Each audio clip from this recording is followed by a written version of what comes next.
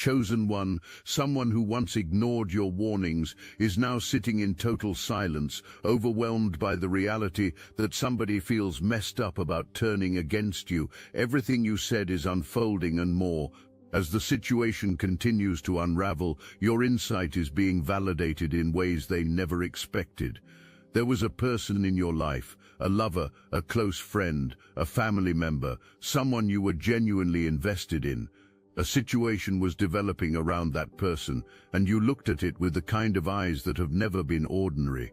Something activated in you the moment you looked closely enough. Not a feeling, a knowing. A feeling can be talked out of. A knowing sits in your gut like a stone and does not move, no matter how many reasons someone gives you to release it. What you knew was this: the person attached to someone in their life was dangerous. Not just difficult, not just a bad fit. Dangerous in the specific way that dark, calculating energy is dangerous. The kind that does not just cause pain, but causes destruction. The kind that moves through someone's entire existence like a wrecking ball, and then stands in the wreckage acting surprised that everything fell. You could feel the architecture of what was coming before the first wall came down. So you said something. You did not come in swinging with accusations and ultimatums. You came in the way that people who genuinely care come in, measured, deliberate, choosing your words carefully, because you understood both the weight of what you were carrying and the relationship you were delivering it inside of. You framed the truth in a way that left space to receive it without feeling ambushed. You showed up with care, so visible it should have been impossible to misread. You said, "Watch yourself. This is not what it looks like. This person is not who they are presenting themselves to be. Protect yourself." And that is where something critical needs to be understood. The dismissal that followed was not a reflection of your delivery. It was not about your timing or your wording or how many chances you gave. What it actually revealed was how deep the snake's conditioning had already gone. When someone is entangled enough with a manipulative energy, even the most carefully delivered truth arrives sounding like a threat. The snake had already been at work, slowly, quietly, surgically, building a filter inside the person you cared about. A filter designed to make your clarity look like jealousy, your concern look like control, and your discernment look like aggression. So when you spoke, your words were not received through neutral ears. They were processed through a frame the snake had already constructed long before you showed up. That is how this kind of darkness operates. It does not wait for the truth-teller to arrive. It builds the defense against you before you get there. The moment you speak it, something is set in motion that cannot be stopped by anyone. Not by the person who dismisses it, not by the snake that tries to bury it, and not even by you. Your words do not disappear when someone refuses to receive them. They go into the atmosphere. They settle into the memory of the person who heard them. They embed themselves in the fabric of the situation. And they wait, patient, exact, ready to be confirmed by whatever unfolds next. You did not just give an opinion, you gave a verdict, and verdicts do not expire. Your warning was not just ignored, it was used against you. The person you tried to protect did not just turn away from what you said, they handed it to the snake, and the snake turned it into a weapon. Suddenly your concern became the problem, your clarity became the threat. Your genuine, accurate read on a dangerous situation became evidence that you were the jealous one, the controlling one, the one with the hidden agenda, and the snake sold that version to anyone who would buy it. This is the narrative flip, and it is one of the most calculated moves in a manipulator's toolkit. The moment your truth became a threat to the operation moved to discredit the source. Flying monkeys got recruited, people who had no idea they were being used, carrying a false version of events designed to protect the snake and isolate you. Some people believed it, some pulled back from you, some went quiet. And you found yourself standing in a position you did not create, defending yourself against a charge that was invented by the very person you had tried to warn someone about. What makes this move so wicked is what was done with your actual words. Your warning was weaponized. Your genuine, caring, accurate concern was twisted into proof of your instability. You were not just painted as wrong, you were painted as obsessed, as someone manufacturing drama, as someone whose discernment was actually performance. The snake took the most honest thing you offered and constructed a lie out of it that was just believable enough to land with people who did not know you well enough to question it. That is the craft of this kind of darkness. It does not just lie, it constructs. It builds an alternative reality with just enough surface plausibility that it holds together under casual inspection. And it deploys that construction with the confidence of someone who has had practice dismantling the credibility of every person who ever saw through them. But underneath all of that noise, something else was happening. While the false version was circulating, while people were being recruited against you, while you were being positioned as the villain, your words were growing underground, in the dark, without any visible sign that they were doing anything at all. The person you warned could perform confidence in their choice. They could stay loud and committed to the version of events that justified ignoring you. But in the quiet, in the moments they could not outrun, something kept surfacing, a doubt they had to actively push back down, a question that returned no matter how many times they looked away from it. Your words were not dormant, they were working. Truth does not require an audience to do its job, it just requires time. If this touched your heart and mind, hype this video so more chosen ones can receive this message. And here is the part of this season that almost nobody talks about honestly, the specific cost of being right before the proof is visible. Because that period between speaking the truth and watching the truth get confirmed is not a comfortable one. It is the period where you are carrying complete accuracy with zero social reinforcement, the period where the false narrative is louder than your truth, the period where people who should know better are nodding along to a version of events that you know is constructed. That period tests something very specific in a person. It tests whether your truth lives in your gut or in other people's opinions of you. If your truth lives in other people's opinions, then the moment those opinions shift against you, your certainty shifts with it. You start softening your position. You start adding qualifiers to what you know. You start performing doubt that you do not actually feel, because doubt seems more socially acceptable than holding firm when everyone around you is pointing the other direction. But you did not do that. You held your position, not loudly, not combatively. You simply did not abandon what you knew, and that quiet, unshakable refusal to capitulate to the false narrative, even when the pressure to do so was real and sustained, is what separated you from everyone else in this situation. Everyone else eventually bent to the version of events the snake was selling. You did not bend. And when the truth finally surfaced, you were still standing exactly where you had always been, while everyone else had to walk back what they said. You did not go to war. You could have. You had the information, you had the accuracy, and you had every justified reason to make noise. But you did not spend your energy chasing a narrative or forcing people to take sides, not because you were passive, because you understood something the snake never will. Truth does not need you to fight for it. Truth is self-defending. It just needs time and space to do what it was already going to do. So you let the situation breathe. You stepped back, and in that space the snake's operation began consuming itself. That is what always happens when you remove yourself as a source of reaction for a manipulative energy to feed on. Without your engagement to point at, the chaos turns inward. The contradictions between different versions of the same lie start becoming visible.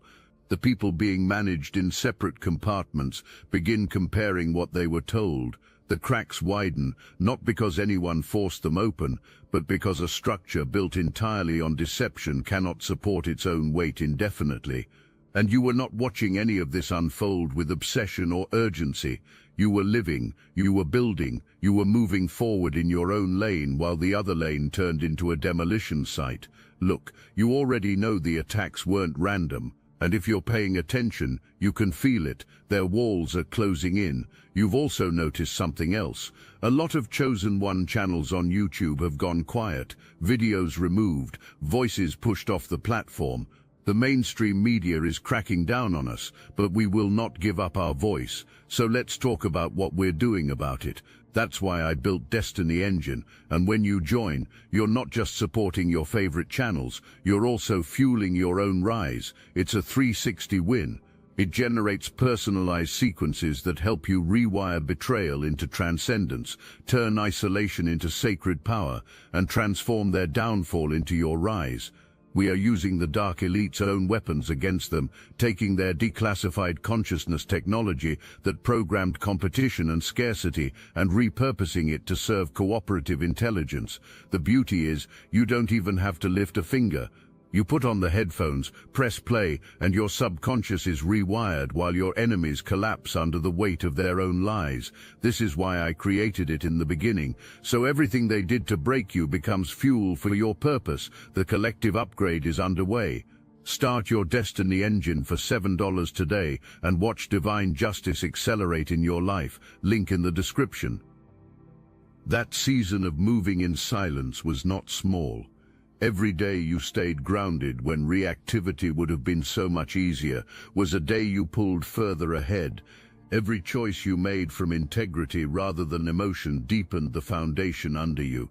Most people who go through what you went through spend that period in reactivity, trying to control the narrative, trying to make people see, trying to force a vindication that can only ever arrive on its own timeline. You did not do that. You held your position, and holding your position while everything around you was engineered to move you off of it, that is the most powerful thing you could have done. Meanwhile, on the other side of your silence, the person you warned was quietly cracking. The losses were beginning, small at first, the kind that could still be explained away, the kind that a person telling themselves they made the right choice can still rationalize, but rationalization has a ceiling. And the more the situation confirmed what you had said, the harder it became to keep the ceiling in place.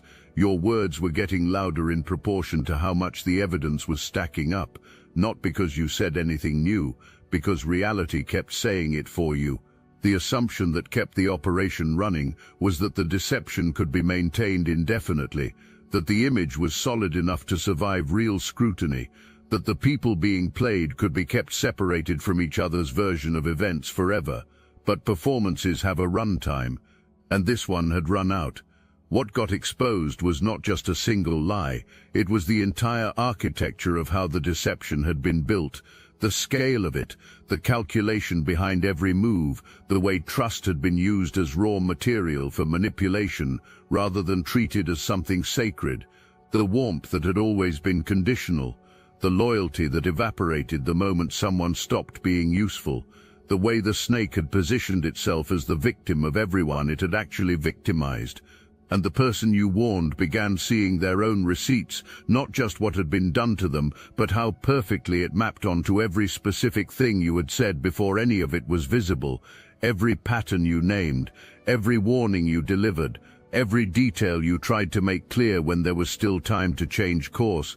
It was all there in order, confirmed by lived experience rather than by your word alone. That is a specific, devastating kind of confirmation because it arrives in two pieces at once. The first piece is the truth about the snake. The second piece, arriving at exactly the same moment, is the truth about the choice that was made to ignore you. Processing one requires processing the other. There is no way to understand how wrong the snake was without simultaneously understanding how right you were and what it cost to find that out the hard way. The flying monkeys were falling apart too. The people who had been used to carry stories against you were now on the receiving end of the same manipulation.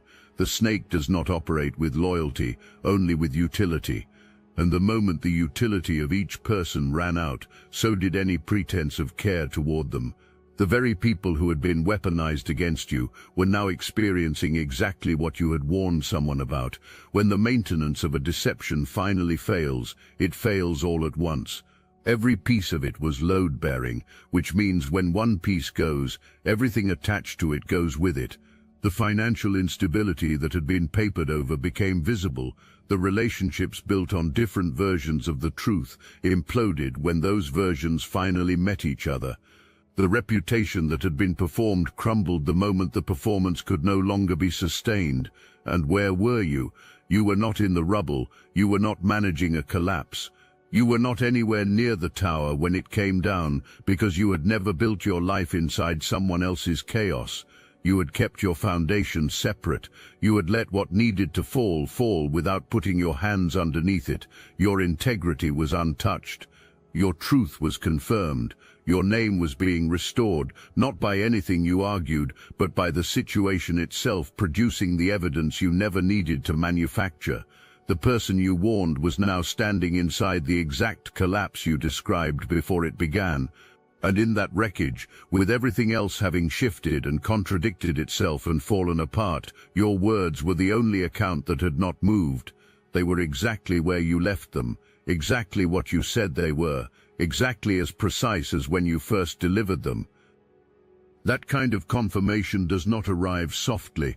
It arrives with the full force of every doubt that was suppressed, every question that was pushed back down, every moment where the truth was right there and the choice was made to look away from it. All of that releases at once, and when it releases, the only voice that makes any sense in the middle of all of it is the one that told the truth before the truth was convenient.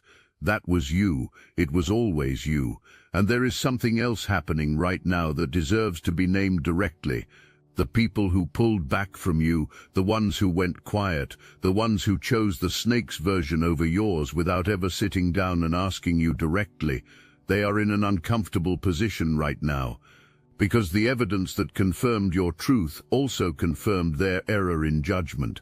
They cannot celebrate the snake's exposure without acknowledging that you pointed at the snake first, and they chose not to listen. That is not a comfortable reckoning. That is not something that gets brushed aside with a casual apology or a vague "I should have known better." It sits. It requires something from a person, and the people who are honest enough to let it require something of them, those are the people who are finding their way back to you right now. Your accuracy in this was not a lucky read. It was the natural output of someone whose discernment has been built and refined through every hard thing survived, every time honesty was chosen over comfort, every moment truth was held even when the social pressure to release it was overwhelming. That accumulation is what produced the precision of what you spoke into this situation. You did not guess, you knew. And the difference between guessing and knowing is the difference between someone hoping to be right and someone who is reporting what they see. That is a calling.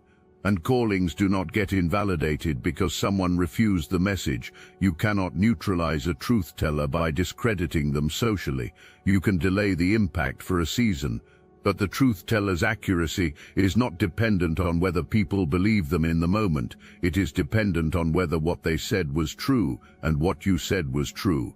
Which means no amount of narrative management, no number of flying monkeys, no constructed alternative reality could permanently suppress it. When the snake came for your credibility, your name, your relationships, your stability, that was not a show of strength. That was panic dressed up as aggression. Only a genuinely frightened energy mobilizes that much effort against a single person. The scale of what was deployed against you is a direct reflection of how accurately the snake identified your clarity as a threat to its entire operation. You were targeted that specifically because you were that significant. Every attack activated protection rather than eroding it. Every dark intention sent in your direction returned to its source amplified. Every attempt to undermine your foundation caused the attacker's own ground to shake harder. That is the mechanics of what happens when something moves against a person who is genuinely covered. The attack does not just fail, it reverses, and you are watching that reversal complete itself in real time. In the desperation of the collapse, one last attempt was made to redirect the damage toward you, because this kind of energy does not accept loss quietly. When the walls are falling, when the people are leaving, when the image is visibly disintegrating, the instinct is to escalate, to go for maximum disruption on the way out. To take aim at whatever is still within reach of a person who has nothing left to protect, and therefore nothing left to lose. Your name, your stability, your peace, those were the targets. Only someone who knows they have already lost makes that kind of move. Only someone who understood, on some level, precisely how right you had been and how consequential that accuracy was going to be for them, would spend their last resources trying to bring you down on the way out the door. That move was not strategy, that move was a confession. It said, I know what you said was true, I know what I did, and since I cannot undo any of it, I am going to cause as much noise as I can before the silence takes over. The noise did not reach you. Your foundation was already too established to be shaken by desperation. The people who needed to see clearly had already seen clearly. The evidence was already out. And when that final attempt landed, it landed on a version of your situation that no longer existed because you had already moved forward and the attack was aimed at where you used to be. The interference is gone. And what follows the end of that kind of sustained, targeted interference is not just relief, it is acceleration. Every door that was being held shut by the chaos around you is now open. Every resource that was being redirected by the snake's operation is now flowing in the direction it was always supposed to flow. Every connection that was being poisoned by the false narrative about you is now either restored with full clarity or replaced by something of greater quality. Your name is being restored without you arguing for it. The evidence is doing the work quietly, and then louder, and then loudly enough that the people who pulled back when the false version was circulating are recalibrating.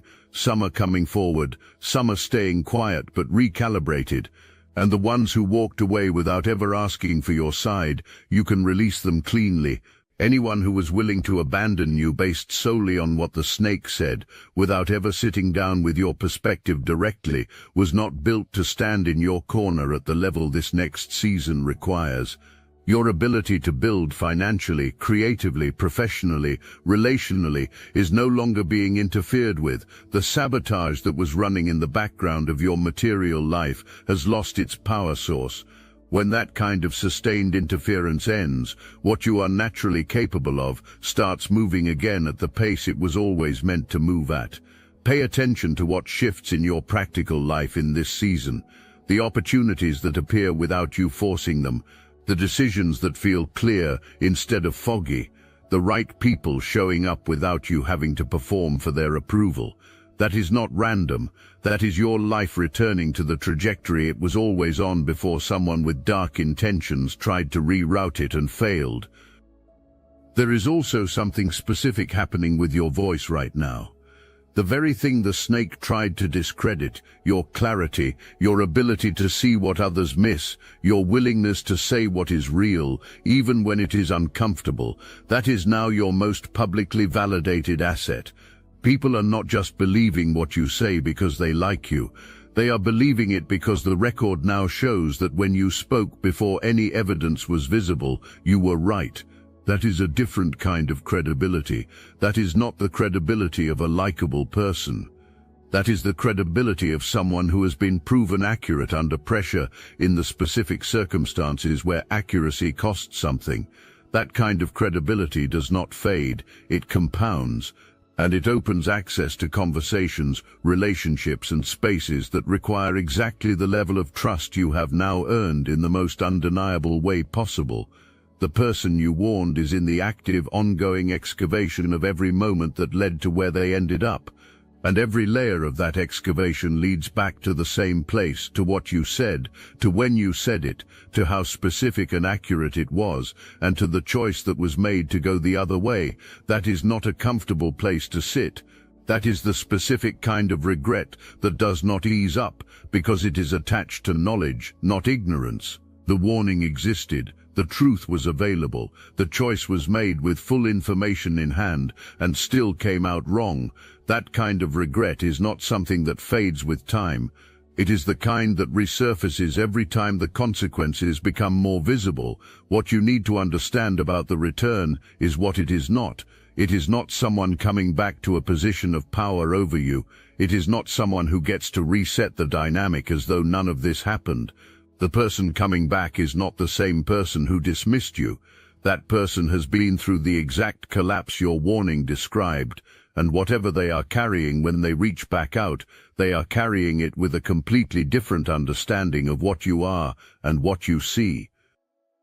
You owe no one access to your energy. You owe no one a rebuilt connection simply because circumstances have changed. What you do with this return is your decision to make from a place of complete power. But if you receive it from altitude, from the certainty of someone who already knew how this was going to resolve, not from a wound that needs their acknowledgement to heal. You already know you were right. You knew it before anyone else was ready to say so. That is the posture you operate from. Sovereign, grounded, entirely at peace with however it goes. The fact that all roads are leading back to you is not accidental, it is structural. When you are the only person in a situation who told the truth from the beginning, you become the fixed point.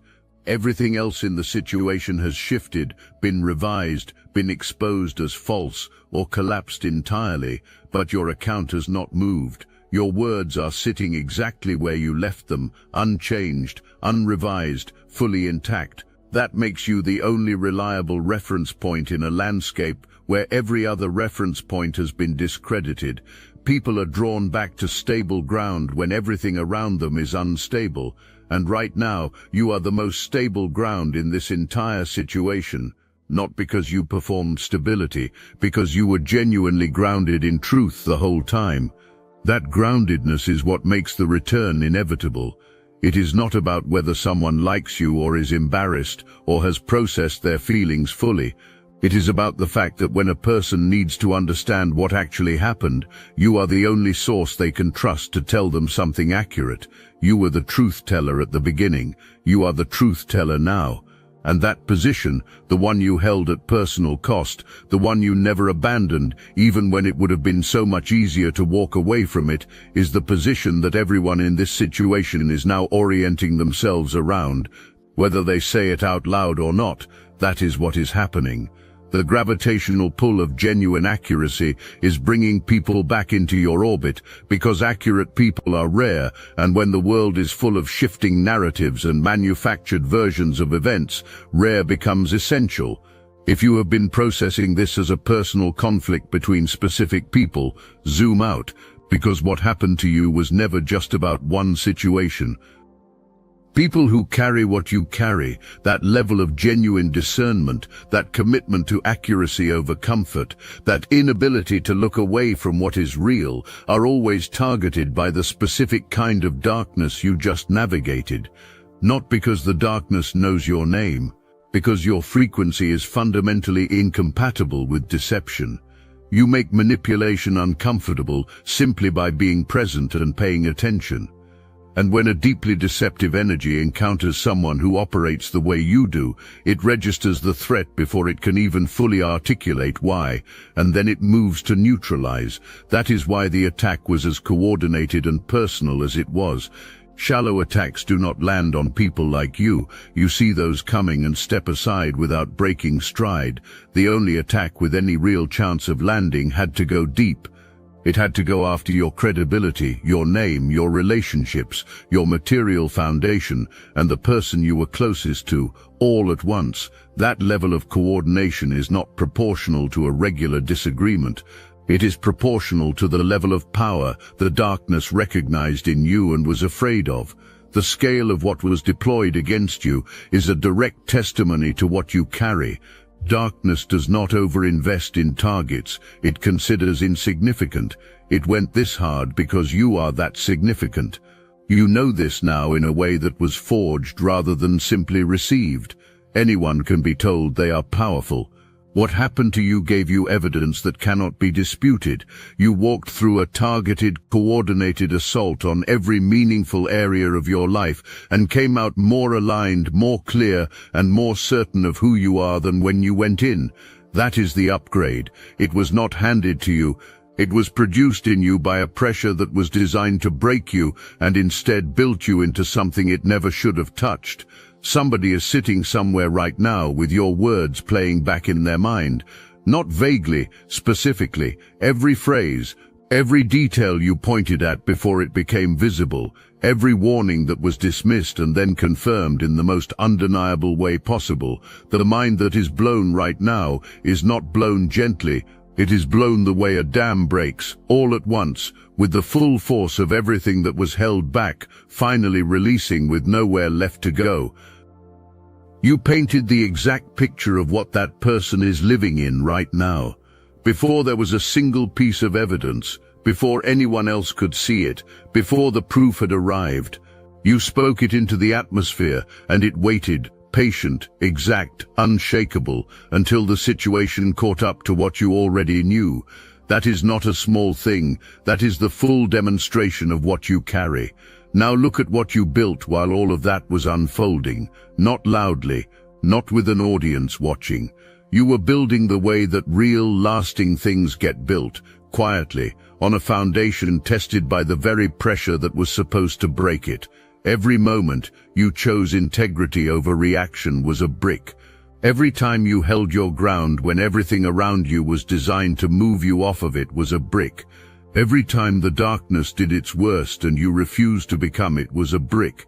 Every time your warning was dismissed and you did not collapse into bitterness, that was a brick too. You were building a structure that cannot be taken from you, because what you built is not dependent on what anyone else believes about you. It is not built from validation or social approval or the right people saying the right things at the right time. It is built from who you actually are, expressed consistently under the specific kind of pressure that exposes whether a person's character is real or performed. Your character is real, and the proof of that is not just the confirmation that you were right about the snake, right about the situation, right about everything you tried to make visible before it became undeniable. The proof is that you are standing here whole, clear, moving forward, while the person who turned against your word is sitting in the rubble of every choice that followed that turning. You do not need to announce that. You do not need to make it a spectacle. The situation has already made it visible to everyone paying attention. Your only job now is to walk into what is opening, into the season of acceleration, into the relationships built on what is real, into the opportunities aligned with who you actually are, into the recognition that does not require you to shrink yourself to receive it, into the full expression of the gift that darkness tried to discredit and could not touch. Stand in it without apology, without performing modesty for people who are still recalibrating what they are looking at, without waiting for anyone's permission to occupy the position that was always yours. You were right when it cost you something to be right. You held when holding was the hardest thing you could do. You stayed true when every incentive in the environment was pointing toward compromise. And now consider what it means that you are standing here with all of that behind you. Every person who doubted you publicly is now privately recalibrating. Every person who carried a false version of events is now sitting with the discomfort of having done that. Every person who chose the snake's narrative over yours is now looking at evidence that their choice was wrong. And you do not have to manage any of that. You do not have to guide them through it or accept their processing on their timeline or make space for their embarrassment to resolve itself in your direction. Your only obligation right now is to yourself, to step into the next level of what you are building with the full confidence of someone who has been vindicated, not by argument but by reality itself, and now the truth you held is standing up in front of everyone who doubted it. The tower they built on deception is dust on the ground. Yours is still standing.